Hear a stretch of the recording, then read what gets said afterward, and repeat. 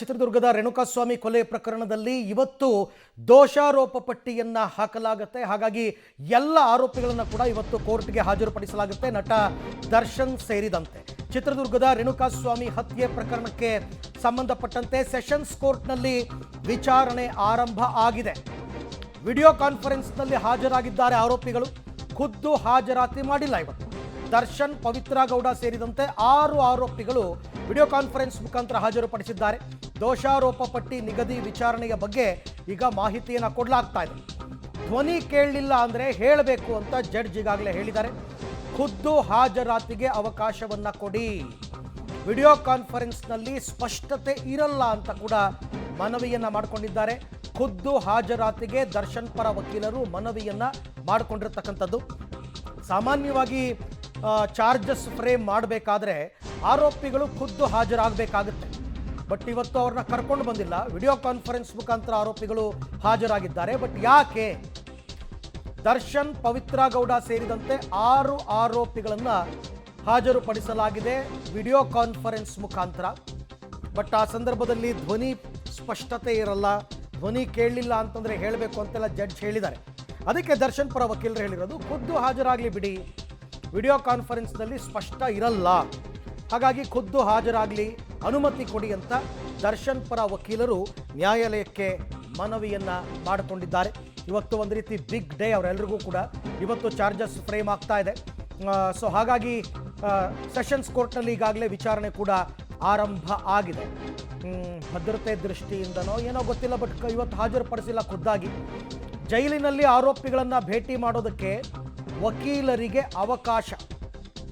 ನಾಳೆ ಜೈಲಿನಲ್ಲಿ ಆರೋಪಿಗಳನ್ನು ಖುದ್ದು ಭೇಟಿಯಾಗಲಿದ್ದಾರೆ ವಕೀಲರು. ಅವಕಾಶವನ್ನು ಕೊಡಲಾಗಿದೆ ಖುದ್ದು ಭೇಟಿಯಾಗಿ ಅಂತ. ಸಾಮಾನ್ಯ ಟ್ರಯಲ್ಸ್ ಆರಂಭ ಆದಾಗ ಆಗಾಗ್ಗೆ ಭೇಟಿ ಆಗಬೇಕಾಗುತ್ತೆ. ಸೊ ಅದರ ಪ್ರಕಾರನೇ ಈಗ ಭೇಟಿ ಮಾಡೋದಕ್ಕೆ ಅವಕಾಶವನ್ನು ಕಲ್ಪಿಸಿಕೊಟ್ಟಿದ್ದಾರೆ. ಓಕೆ, ದರ್ಶನ್ ಕೇಸಲ್ಲಿ ನವೆಂಬರ್ 3ಕ್ಕೆ ಚಾರ್ಜ್ ಫ್ರೇಮ್. ನವೆಂಬರ್ 3ಕ್ಕೆ ಚಾರ್ಜ್ ಫ್ರೇಮ್. ಇನ್ನೇನು ನಾಳೆಯಿಂದ ನವೆಂಬರ್ ಆರಂಭ ಆಗ್ತಾ ಇದೆ. 3ನೇ ತಾರೀಕು ಸೋಮವಾರ ದರ್ಶನ್ ಕೇಸಲ್ಲಿ ಸೋಮವಾರಕ್ಕೆ ವಿಚಾರಣೆಯನ್ನು ಮುಂದೂಡಿಕೆ ಮಾಡಲಾಗಿದೆ. ದರ್ಶನ್ ಕೇಸ್ನಲ್ಲಿ ನವೆಂಬರ್ 3ಕ್ಕೆ ಚಾರ್ಜ್ ಫ್ರೇಮ್ ಫಿಕ್ಸ್ ಮಾಡಿದೆ ಕೋರ್ಟ್. ಸೋಮವಾರಕ್ಕೆ ವಿಚಾರಣೆಯನ್ನು ಮುಂದೂಡಲಾಗಿದೆ. ಈಗ ಬರ್ತಿರೋ ಮಾಹಿತಿ, ಸೋಮವಾರ ಎಲ್ಲ ಆರೋಪಿಗಳು ಕೂಡ ಹಾಜರಾಗೋದಕ್ಕೆ ಸೂಚನೆಯನ್ನು ಕೊಟ್ಟಿದ್ದಾರೆ. ಅಂದರೆ ಖುದ್ದು ಹಾಜರಾತಿ, ಎಲ್ಲರನ್ನೂ ಖುದ್ದಾಗಿ ಹಾಜರುಪಡಿಸಿ ಅಂತ. ಹಾಗಾಗಿ ಅದು ಸೋಮವಾರಕ್ಕೆ ವಿಚಾರಣೆ ಮುಂದೂಡಿಕೆಯಾಗಿದೆ. ಇವತ್ತು ಕರ್ಕೊಂಡು ಬಂದಿರಲಿಲ್ಲ ಅವ್ರು ಯಾರನ್ನು, ಎಲ್ಲರನ್ನೂ ವಿಡಿಯೋ ಕಾನ್ಫರೆನ್ಸ್ ಮುಖಾಂತರನೇ ಹಾಜರುಪಡಿಸಿದರು. ಬಟ್ ಖುದ್ದು ಹಾಜರಾತಿಗೆ ಮನವಿ ಮಾಡಿಕೊಂಡಿದ್ದಾರೆ ದರ್ಶನ್ ಪರ ವಕೀಲರು. ಹಾಗಾಗಿ ಆಯಿತು, 3ನೇ ತಾರೀಕು ಚಾರ್ಜ್ ಫ್ರೇಮ್ ಮಾಡೋಣ ಅಂತ ಈಗ ವಿಚಾರಣೆಯನ್ನು ಸೋಮವಾರಕ್ಕೆ ಮುಂದೂಡಿಕೆ ಮಾಡಲಾಗಿದೆ. ಎಲ್ಲರೂ ಕೂಡ ಸೋಮವಾರ ಕೋರ್ಟ್ ನ್ಯಾಯಮೂರ್ತಿಗಳ ಮುಂದೆ ಖುದ್ದು ಹಾಜರಾಗಬೇಕಾಗತ್ತೆ. ಎಲ್ಲ ಆರೋಪಿಗಳು ಹಾಜರಾಗೋದಕ್ಕೆ ಕೋರ್ಟ್ ಈಗ ಸೂಚನೆಯನ್ನು ಕೊಟ್ಟಿದೆ. ನವೆಂಬರ್ 3ಕ್ಕೆ ಚಾರ್ಜ್ ಫ್ರೇಮ್, ದೋಷಾರೋಪ ಪಟ್ಟಿಯನ್ನು ನಿಗದಿಪಡಿಸಲಾಗುತ್ತೆ. ಅವತ್ತೇ ದೋಷಾರೋಪ ನಿಗದಿಯಾಗುವಂತಹ ದಿನ ಸೋಮವಾರ. ಇವತ್ತು ಅಂತ ಇತ್ತು, ಬಟ್ ಅದೀಗ ಸೋಮವಾರಕ್ಕೆ ಮುಂದೂಡಿಕೆಯಾಗಿದೆ. ಸೋಮವಾರ ಎಲ್ಲ ಆರೋಪಿಗಳು ಕೂಡ ಖುದ್ದು ಹಾಜರಾತಿಗೆ ಸೂಚನೆಯನ್ನು ಕೊಡಲಾಗಿದೆ. ಆರೋಪಿಗಳೇನಾದರೂ ಗೈರಾದರೆ ಅವತ್ತೇ ಬಂಧನ ಮಾಡುವ ಎಚ್ಚರಿಕೆ ಕೊಟ್ಟಿದ್ದಾರೆ. ಕೆಲವರೆಲ್ಲ ಈಗ ಜಾಮೀನು ಮೇಲೆ ಹೊರಗಡೆ ಇದ್ದಾರಲ್ಲ, ಅವ್ರುಗಳಿಗೆ ಅವತ್ತೆಲ್ಲರೂ ಕೂಡ ಖುದ್ದು ಹಾಜರಾಗಲೇಬೇಕು. ನವೆಂಬರ್ 3ಕ್ಕೆ ದೋಷಾರೋಪ ನಿಗದಿಪಡಿಸಲಾಗಿದೆ. ಸೋಮವಾರ ಎಲ್ಲ ಆರೋಪಿಗಳು ಹಾಜರಾಗಬೇಕು ಸೂಚನೆ. ಆರೋಪಿಗಳು ಅವತ್ತೇನಾದರೂ ಗೈರಾದರೆ ಅವತ್ತೇ ಅರೆಸ್ಟ್ ಮಾಡಿಸ್ತೀನಿ ಅಂತ ಎಚ್ಚರಿಕೆಯನ್ನು ಕೂಡ ಕೊಟ್ಟಿದ್ದಾರೆ.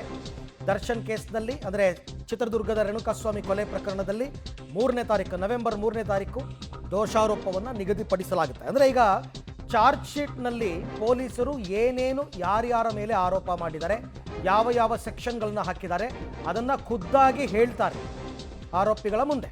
ಈ ಎಲ್ಲ ವಿಚಾರಕ್ಕೆ ಸಂಬಂಧಪಟ್ಟಂತೆ ಮತ್ತಷ್ಟು ಮಾಹಿತಿ ನನ್ನ ಕೊಲೀಗ್ ನಾಗೇಶ್ ಅವರಿಂದ ಪಡೆಯೋಣ.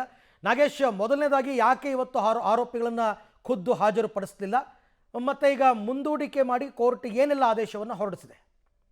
ಅರವಿಂದ್, ರೇಣುಕಾಸ್ವಾಮಿ ಕೊಲೆ ಪ್ರಕರಣದ ಆರೋಪಿಗಳಾದ ದರ್ಶನ್ ಮತ್ತು ಉಳಿದ ಆರೋಪಿಗಳಿಗೆ ವಿಡಿಯೋ ಕಾನ್ಫರೆನ್ಸ್ ಮೂಲಕ ನ್ಯಾಯಾಧೀಶರ ಮುಂದೆ ಹಾಜರುಪಡಿಸಿದರು. ಎಲ್ಲ ಆರೋಪಿಗಳ ಮಾಹಿತಿಯನ್ನು ಪಡೆದುಕೊಂಡಂಥ ನ್ಯಾಯಾಧೀಶರು ಇವತ್ತು ಚಾರ್ಜ್ ಫ್ರೇಮ್ ಮಾಡಲಾಗ್ತಾ ಇದೆ, ಇದನ್ನು ಕೇಳಿಸ್ತಾ ಇದೆಯಾ ಅನ್ನುವಂಥ ಮಾಹಿತಿಯನ್ನು ಕೊಡ್ತಾರೆ. ಅದಾದ ಬಳಿಕ ದರ್ಶನ್ ಪರ ವಕೀಲರು ಕೂಡ ಅದಕ್ಕೆ ಆಕ್ಷೇಪವನ್ನು ವ್ಯಕ್ತಪಡಿಸ್ತಾರೆ. ವಿಡಿಯೋ ಕಾನ್ಫರೆನ್ಸ್ ಮೂಲಕ ಆರೋಪಿಗಳನ್ನು ಹಾಜರುಪಡಿಸೋದು ಸರಿಯಲ್ಲ, ಅವರಿಗೆ ಖುದ್ದು ಹಾಜರುಪಡಿಸಲಿಕ್ಕೆ ಅನುವು ಮಾಡಿಕೊಡ್ಬೇಕು ಅಂಥೇಳಿ ಮನವಿಯನ್ನು ಮಾಡಿಕೊಂಡ್ರು. ಅದಾದ ಸಂದರ್ಭದಲ್ಲಿ ಪ್ರತಿಯೊಂದು ಆರೋಪಿಗಳ ಹಾಜರಾತಿಯನ್ನು ಪಡೆದುಕೊಂಡಾದ ಬಳಿಕ ಈಗಾಗಲೇ ಪ್ರಕರಣದಲ್ಲಿ ಏನಾಗಿದೆ ಬೆಳವಣಿಗೆ ಅನ್ನುವಂಥದ್ದನ್ನು ಮಾಹಿತಿ ನೀಡಿದರು. ಅದರ ಜೊತೆಗೆ ಈಗ ಆರೋಪಿಗಳೇನಿದ್ದಾರೆ ಅವರನ್ನು ಸೋಮವಾರಕ್ಕೆ ಅಂದರೆ ನವೆಂಬರ್ 3ಕ್ಕೆ ಚಾರ್ಜ್ ಫ್ರೇಮ್ ಮಾಡಲು ದಿನಾಂಕ ನಿಗದಿಯನ್ನು ಮಾಡಿ ಆದೇಶವನ್ನು ಕೊಟ್ಟಿದ್ದಾರೆ ಅನ್ನುವಂಥ ಮಾಹಿತಿಗಳು ಕೂಡ ಈಗ ಸದ್ಯಕ್ಕೆ ಇರುವಂಥದ್ದು. ಯಾಕಂದರೆ ಈಗಾಗಲೇ ಅವರು ಆಕ್ಷೇಪ ವ್ಯಕ್ತಪಡಿಸಿದ್ರು. ಜೊತೆಗೆ ಆರೋಪಿಗಳ ಭೇಟಿಗೆ ವಕೀಲರನ್ನು ಅವಕಾಶ ಮಾಡಿಕೊಡ್ಬೇಕು ಅಂತೇಳಿ ಮನವಿ ಮಾಡಿಕೊಟ್ರು. ಹಾಗಾಗಿ ಸೋಮವಾರ ಜೈಲಿನಲ್ಲಿ ಅವರು ಹಾಜರಾಗುವಂಥ ಸಂದರ್ಭದಲ್ಲಿ ಅವರ ಜೊತೆ ಮಾತಾಡಲಿಕ್ಕೆ ಅವಕಾಶವನ್ನು ಕೂಡ ನ್ಯಾಯಾಧೀಶರು ಮಾಡಿಕೊಟ್ಟಿದ್ದಾರೆ ಅನ್ನುವಂಥ ಮಾಹಿತಿಗಳು ಈಗ ಸಿಗ್ತಾ ಇರುವಂಥದ್ದು. ಅರವಿಂದ್, ಓಕೆ. ಸೊ ಈಗ ಇನ್ನೊಂದು ವಿಚಾರ, ಈ ದೋಷಾರೋಪ ಪಟ್ಟಿ ಮಾಡುವ ಪ್ರಕ್ರಿಯೆ ಹೇಗೆ ಸಾಗುತ್ತೆ ಅಂತಂದ್ಬಿಟ್ಟು ಪ್ರತಿಯೊಬ್ಬ ಆರೋಪಿ ಕೂಡ 17 ಜನ ಇರಬೇಕಾಗುತ್ತೆ ಆವತ್ತಿನ ದಿನ, ಹೇಗೆ? ಖಂಡಿತವಾಗ್ಲೂ ಅರವಿಂದ್, ಈಗಾಗಲೇ ಪ್ರಕರಣದಲ್ಲಿ ಯಾವ ಆರೋಪಿಗಳನ್ನು ಸೂಚಿಸಿ ಚಾರ್ಜ್ ಶೀಟನ್ನು ಸಲ್ಲಿಕೆ ಮಾಡಲಾಗಿದೆ ಅಷ್ಟೂ ಜನ ಆರೋಪಿಗಳು ಕೂಡ ಅಲ್ಲಿ ಇರಬೇಕಾಗತ್ತೆ. ಇವತ್ತು ಎರಡು ಆರೋಪಿಗಳು ಅಂದರೆ 16 ಮತ್ತು 17ನೇ ಆರೋಪಿಗಳು ಅವರ ಫ್ಯಾಮಿಲಿಯಲ್ಲಿ ಸಮಸ್ಯೆಯಲ್ಲಿ ಇದ್ದಂಥ ಕಾರಣಕ್ಕಾಗಿ ಅವರು ಗೈರಾಗಿದ್ದರು ಅನ್ನುವಂಥದ್ರ ಬಗ್ಗೆ ಅವರು ಜೈಲಧಿಕಾರಿಗಳು ಅವರ ಗಮನಕ್ಕೆ ತರುವ ಕೆಲಸವನ್ನು ಮಾಡಿದರು. ಅದರ ಜೊತೆಗೆ ಈಗಾಗಲೇ ಚಾರ್ಜ್ ಶೀಟ್ನಲ್ಲಿ ಯಾವ ಆರೋಪಿಗಳನ್ನು ಹೆಸರು ಮಾಡಿ ಆರೋಪಿ ಮಾಡಿದ್ದಾರೆ, ಅದಕ್ಕೆ ಆರೋಪಿಗಳ ಪಾತ್ರ ಈ ಪ್ರಕರಣದಲ್ಲಿ ಏನಿದೆ ಅನ್ನುವಂಥದ್ದನ್ನು ಕೂಡ ಚಾರ್ಜ್ ಶೀಟ್ನಲ್ಲಿ ಭಾಳ ಪ್ರಮುಖವಾಗಿ ಉಲ್ಲೇಖವನ್ನು ಮಾಡುವಂಥ ಕೆಲಸವನ್ನು ಪೊಲೀಸರು ಮಾಡಿರುವಂಥದ್ದು. ಆ ಚಾರ್ಜ್ ಶೀಟ್ನಲ್ಲಿ ಅವರಿರುವಂಥ ಆರೋಪಕ್ಕೆ ಸಂಬಂಧಪಟ್ಟಂತೆ ಅವರಿಂದ ಸ್ಪಷ್ಟನೆಯನ್ನು ಪಡೆದುಕೊಳ್ಳುವ ಕೆಲಸವನ್ನು ನ್ಯಾಯಾಧೀಶರು ಮಾಡ್ತಾರೆ. ಯಾಕಂದರೆ ಈ ಪ್ರಕರಣದಲ್ಲಿ ಆ ಸಂದರ್ಭದಲ್ಲಿ ನೀನು ಇದ್ದು ಈ ಪ್ರಕರಣದಲ್ಲಿ ನಿನ್ನ ಪಾತ್ರ ಈ ರೀತಿ ಇದೆ ಅನ್ನುವಂಥದ್ರ ಬಗ್ಗೆ ಅವರ ಜೊತೆ ಮನವರಿಕೆ ಮಾಡುವ ಕೆಲಸವನ್ನು ನ್ಯಾಯಾಧೀಶರು ಮಾಡ್ತಾರೆ. ಅದಾದ ಬಳಿಕ ಪ್ರತಿಯೊಬ್ಬ ಆರೋಪಿಗಳಿಗೂ ಕೂಡ ಈ ರೇಣುಕಾಸ್ವಾಮಿ ಕೊಲೆ ಪ್ರಕರಣದಲ್ಲಿ ದರ್ಶನ್ ಏನು ಪಾತ್ರ, ಪವಿತ್ರ ಗೌಡ ಏನು ಪಾತ್ರ, ಉಳಿದಂಥ ಆರೋಪಿಗಳ ಪಾತ್ರ ಏನಿದೆ ಅನ್ನುವಂಥದ್ದು ಚಾರ್ಜ್ ಶೀಟ್ನಲ್ಲಿ ಇರುತ್ತೆ. ಅದೆಲ್ಲವನ್ನು ಕೂಡ ಅವರಿಗೆ ವಿವರವಾಗಿ ಹೇಳಿ ತಿಳಿಸುವಂಥ ಕೆಲಸ ಮಾಡುತ್ತೆ. ಅದನ್ನು ಅವರು ಒಪ್ಕೊಳ್ತಾರ ಅಥವಾ ನಿರಾಕರಿಸ್ತಾರ ಅನ್ನುವಂಥದ್ರ ಮೇಲೆ ತೀರ್ಮಾನ ಮಾಡುವಂಥ ಕೆಲಸವನ್ನು ನ್ಯಾಯಾಧೀಶರು ಮಾಡ್ತಾರೆ. ಬಟ್ ಸಾಮಾನ್ಯ ಇವತ್ತು ಚಾರ್ಜ್ ಫ್ರೇಮ್ ಮಾಡೋದಕ್ಕೆ ದಿನಾಂಕ ನಿಗದಿಯಾಗಿತ್ತು. ಯಾವುದೇ ಪ್ರಕರಣದಲ್ಲಾದರೂ ಕೂಡ ಚಾರ್ಜಸ್ ಫ್ರೇಮ್ ಮಾಡಬೇಕಾದ್ರೆ ಆರೋಪಿಗಳು ಖುದ್ದು ಹಾಜರಾಗಬೇಕಾಗುತ್ತಲ್ವ ಕೋರ್ಟ್ಗೆ? ಖಂಡಿತವಾಗ್ಲೂ ಅಂದರೆ ಆರಂಭದಲ್ಲಿ ಬಳ್ಳಾರಿಗೆ ದರ್ಶನ್ ಅವರಿಗೆ ಶಿಫ್ಟ್ ಮಾಡ್ತೀವಿ ಅಂತ ಸಂದರ್ಭದಲ್ಲಿ ಅಲ್ಲಿಂದ ವಿಡಿಯೋ ಕಾನ್ಫರೆನ್ಸ್ ಮೂಲಕನೂ ಕೂಡ ಅವರಿಗೆ ಹಾಜರುಪಡಿಸ್ಬೋದು ಅನ್ನುವಂಥ ಒಂದು ಮಾತಿತ್ತು. ಹಾಗಾಗಿ ಅದನ್ನು ನಿರಾಕರಿಸಿದಂಥ ಆಕ್ಷೇಪ ವ್ಯಕ್ತಪಡಿಸಿದರು ದರ್ಶನ್ ಪರ ವಕೀಲರು. ವಿಡಿಯೋ ಕಾನ್ಫರೆನ್ಸ್ನಲ್ಲಿ ಸ್ಪಷ್ಟವತೆ ಇರೋದಿಲ್ಲ, ಹಾಗಾಗಿ ಆರೋಪಿಗಳನ್ನು ಖುದ್ದು ನ್ಯಾಯಾಧೀಶರ ಮುಂದೆ ಹಾಜರುಪಡಿಸಬೇಕು ಅನ್ನುವಂಥ ಮನವಿಯನ್ನು ಮಾಡ್ಕೊಂಡಿದ್ದಂಥ ಕಾರಣಕ್ಕಾಗಿ ಅವರನ್ನು ವಿಡಿಯೋ ಕಾನ್ಫರೆನ್ಸ್ ಖುದ್ದು ಹಾಜರಾತಿಗೆ ಅವಕಾಶವನ್ನು ಮಾಡಿಕೊಟ್ಟಿದ್ರು. ಆದರೆ ಭದ್ರತಾ ದೃಷ್ಟಿಯಿಂದ ಇವತ್ತು ಅವರಿಗೆ ವಿಡಿಯೋ ಕಾನ್ಫರೆನ್ಸ್ ಮೂಲಕವೇ ಹಾಜರುಪಡಿಸುವಂಥ ಕೆಲಸವನ್ನು ಮಾಡಿದರು. ಹಾಗಾಗಿ ದರ್ಶನ್ ಪರ ವಕೀಲರು ಅದಕ್ಕೆ ಆಕ್ಷೇಪವನ್ನು ವ್ಯಕ್ತಪಡಿಸಿ ಆರೋಪಿಗಳನ್ನು ಖುದ್ದು ನ್ಯಾಯಾಧೀಶರ ಮುಂದೆ ಹಾಜರುಪಡಿಸುವಂಥ ಕೆಲಸ ಆಗಬೇಕು. ಯಾಕಂದರೆ ವಿಡಿಯೋ ಕಾನ್ಫರೆನ್ಸ್ಗಳಲ್ಲಿ ಅಷ್ಟೊಂದು ಸ್ಪಷ್ಟತೆ ಇರೋದಿಲ್ಲ, ಸಮಸ್ಯೆ ಆಗುತ್ತೆ. ಹಾಗಾಗಿ ಖುದ್ದು ಆರೋಪಿಗಳನ್ನು ನ್ಯಾಯಾಧೀಶರ ಮುಂದೆ ಹಾಜರುಪಡಿಸಲಿಕ್ಕೆ ಮನವಿ ಮಾಡ್ಕೊಂಡಂಥ ಕಾರಣಕ್ಕಾಗಿ ಚಾರ್ಜ್ ಫ್ರೇಮ್ ಮಾಡಲಿಕ್ಕೆ ನವೆಂಬರ್ 3ನೇ ತಾರೀಕು ದಿನಾಂಕ ನಿಗದಿ ಮಾಡಿ ಈಗ ಸದ್ಯ ಆದೇಶವನ್ನು ಮಾಡಿರುವಂಥದ್ದು. ಅರವಿಂದ್, ರೈಟ್. ಹಾಗೆ ಸಂಪರ್ಕದಲ್ಲಿರಿ ನಾಗೇಶ್, ಮತ್ತೆ ನಿಮ್ಮ ಜೊತೆ ನಾನು ಮಾತನಾಡ್ತೀನಿ. ಸದ್ಯಕ್ಕಂತೂ ಈಗ ಬರ್ತಿರುವ ಮಾಹಿತಿಯ ಪ್ರಕಾರ ಇವತ್ತು ನಿಗದಿಯಾಗಿದ್ದ ಚಾರ್ಜ್ ಫ್ರೇಮ್ ಪ್ರಕ್ರಿಯೆ ಸೋಮವಾರಕ್ಕೆ ಮುಂದೂಡಿಕೆಯಾಗಿದೆ.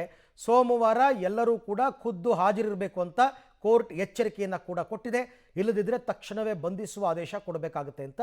ಸೊ ಸೋಮವಾರ ಈ ಪ್ರಕರಣದಲ್ಲಿ ಎಲ್ಲ ಆರೋಪಿಗಳಿಗೂ ಕೂಡ ಬಿಗ್ ಡೇ.